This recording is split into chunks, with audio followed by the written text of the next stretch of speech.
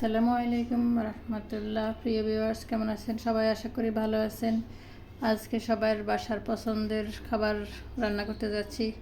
পাট শাকের রেসিপি, পাট শাকের ডালনা রান্না করব আজকে আমি। এই জন্য আমি এখানে 3 আটি পাট শাক সুন্দর করে বেছে নিলাম। আমি এখানে শাকের একটু ডাঁটা শুদ্ধ নিছি, আপনারা চাইলে শুধু পাতাটাও নিতে পারেন। আমার কাছে ডাঁটা শুদ্ধ নিলে একটু ভালো লাগে, খেতে ভালো লাগে। তো আমি সুন্দর করে 3 আটি শাক বেছে পরিষ্কার করে নিলাম। এখন আমি শাকের রান্নার জন্য বেশ কিছুটা মরিচ আমি ভেজে নিব।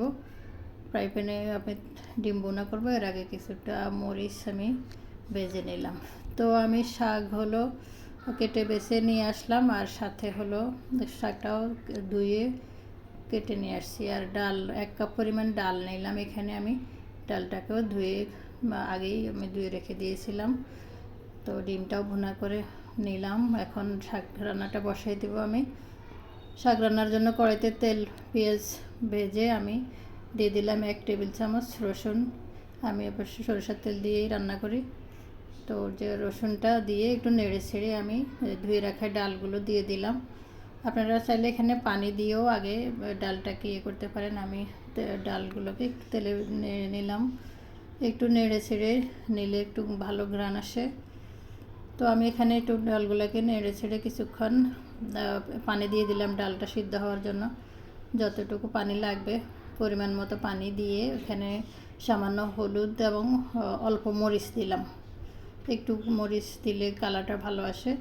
এখানে অল্প করে মরিচ দিলাম, যেহেতু আমি শেষে ভাজা মরিচটা দিব। তো এগুলো স্বাদ মতো লবণ দিয়ে আমি এখানে ডালটা সিদ্ধ হওয়া পর্যন্ত রান্না করব। আর মরিচটাও টেলে নিলাম। এই পাকে আমার ডালটা পানিটা শুকিয়ে সিদ্ধ হয়ে গেছে, দেখতে পাচ্ছেন। তো বেশ খানিকক্ষণ আমি ডালটাকে নেড়ে ছেড়ে একটু গুটানাটা করে নিলাম, মানে গলায় নিলাম আর কি, যতটুকু গলায় নেওয়া যায়। আপনারা চাইলে আরও পানি দিয়ে আরও নরম করে গলায় নিতে পারেন।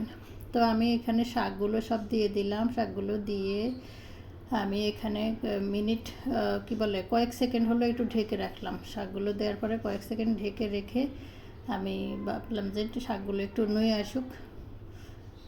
তো আবার ঢাকনা উঠিয়ে আমি শাকগুলোকে ডালের সাথে ভালো করে নেড়ে ছেড়ে মিক্স করে নিলাম। মিক্স করে এখন আরও কয়েক সেকেন্ড আমি ঢাকনা দিয়ে রাখবো, আবারও শাকটা নুয়ে আসার জন্য। এখন দেখতে পাচ্ছি শাকের থেকে একটু পানি বের হয়েছে।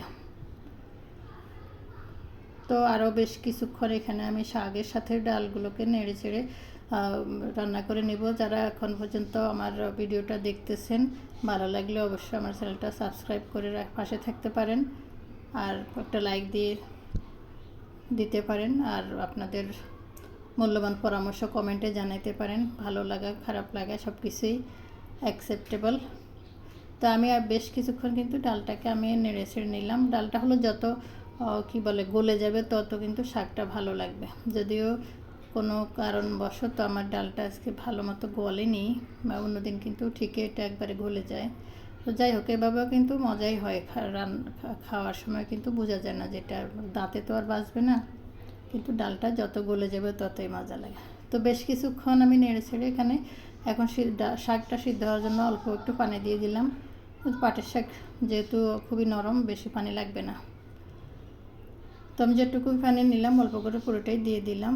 দিয়ে নেড়ে ছেড়ে এখানে আমি দিয়ে দিব ভেজে রাখা যে মরিচ। আমি এখানে বড় সাইজের 3টা মরিচ দিলাম। আমার বাসায় তো বেশি ঝাল খেতে চায় না। তারপরে আবার পোড়া মরিচের ঝাল তো বেশি হলে তুলকালাম হয়ে যাবে, সবাই গ্যাসের সমস্যা। তা আমি আমার স্বাদ মতো দিলাম, আপনাদের পছন্দ মতো পরিমাণ মতো আপনারা দিয়ে নেবেন। তো এই ভাজা মরিচটা এই সময় কিন্তু অবশ্যই দিবেন, এটা স্কিপ করা যাবে না। স্কিপ করলে কিন্তু টেস্টটা আসবে না। তো আমি এখানে দিয়ে কিছুক্ষণ 2-3 মিনিট শাকটা রান্না করে নিব। এর মধ্যে আমি ভাগারও দিয়ে দিব। বাগারের জন্য আমি পেঁয়াজ এবং রসুন একসাথে ভেজে নিলাম। একসাথে আপনারা চেষ্টা করুন শুধু রসুন বা শুধু পেঁয়াজ না দিয়ে পেঁয়াজ এবং রসুনটা একসাথে দিয়ে দিলে বাগারের ফ্লেভারটা সুন্দর আসে। তো এই যে হয়ে গেল আমার ডালনা, খুব সহজেই। আর ভাগার দিয়ে দিলাম, খুব সুন্দর একটা সহজ এবং মজাদার রেসিপি হয়ে গেল আমার। অল্প খরচে অল্প সময়ে কিন্তু সুন্দর একটা খাবার রান্না হয়ে গেলো। তো যার যার ভালো লাগছে আমার এই শাকের রেসিপিটা, অবশ্যই ভালো লাগলে জানাবেন, সাবস্ক্রাইব করে দেবেন আমার চ্যানেলটা, পাশে থাকবেন, ভালো থাকবেন। আল্লাহ হাফেজ, আসসালামু আলাইকুম।